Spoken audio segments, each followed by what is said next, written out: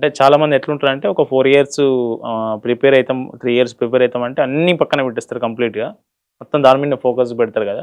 So, అందుకోసం ఒక question అడిగాను. ఆ! అంటే మీరు 2 బ్యాలెన్స్ చేస్తూనే ఆ! చదువుకున్నారు. అవును సార్. బ్యాలెన్స్ చేస్తూ చదువుకున్నాను. ఓకే. ఇప్పుడు మీకు మెంటార్‌గా మీకు ఈ దీన్ని గైడ్ చేసిన వాళ్ళు, ఈ ర్యాంక్ కొట్టేందుకు గైడ్ చేసిన వాళ్ళు మెంటార్ ఎవరైనా ఉన్నారా? ఉన్నారు సార్. కొంతమందున్నారు. మెయిన్స్‌కి అప్పుడు కోచింగ్ ఇన్‌స్టిట్యూట్ వాళ్ళే ఒక మెంటర్‌ని ప్రొవైడ్ చేశారు. వాళ్ళు నాకు కొంచెం ఎక్కడ తప్పులు చేస్తున్నానో అలా అంతా చెప్పారు. ఇంటర్వ్యూకి ఒక సార్ ఉన్నారు. సార్ కూడా గైడ్ చేశారు సార్. ఎలా చెప్పాలి. లాస్ట్ టైమ్ చెప్పారు. ఈసారి గూడా చెప్పారు. అంటే ఇక్కడ మనకు సీనియర్ ఐఏఎస్ ఆఫీసర్‌లు కావచ్చు, లేకుంటే అప్పుడే ఐఏఎస్ క్రాక్ చేసి జాబ్‌లో ఉన్న వాళ్ళు కావచ్చు, అట్లాంటి వాళ్ళ సూచనలు, సలహాలు, హెల్ప్ గాని మీరేం తీసుకోలేదు? ఆ!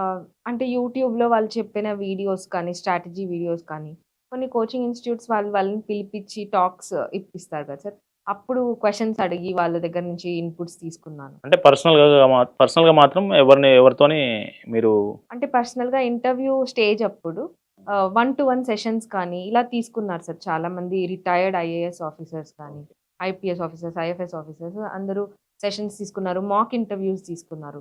అప్పుడు వాళ్ళిచ్చిన సజెషన్స్ నేను ఇంప్లిమెంట్ చేయడానికి ట్రై చేశాను. ఇప్పుడు సివిల్స్ ప్రిపరేషన్ అనేది బాగా ఖర్చుతో కూడుకున్న ఆహ్, వ్యవహారమా? ఆ! అవును సార్. కొంచెం అంటే ఇప్పుడున్న సివిల్స్ ప్రిపరేషన్ ఆహ్, కానీ ఇప్పుడు ఆన్‌లైన్ వచ్చాక కొంచెం తగ్గుతోంది సార్ ఖర్చు. కానీ నేను స్టార్ట్ చేసినప్పుడు అంతగా మరీ ఎక్కువ కొంచెం ఎక్కువే ఉండేది సార్ ఆన్‌లైన్ ప్రిపరేషన్ గూడా. మరీ ఎక్కువ కాకపోయినా కొంచెం కాస్ట్‌లీయే.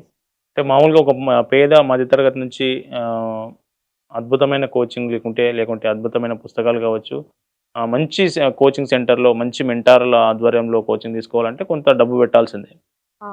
ఇప్పుడు కొంచెం ఆన్‌లైన్ ఎక్కువ అయ్యాక, ఇప్పుడు చాలా అఫోర్డబుల్ రేట్స్‌కి కూడా వస్తోంది సార్. అండ్ కొంతమంది ఎన్‌జీఓస్ కానీ, ఇట్లా సీఎస్ఆర్ యాక్టివిటీస్ వాళ్ళు కూడా స్పాన్సర్ చేయడం గానీ, ఇలాంటివి చేస్తున్నారు సార్.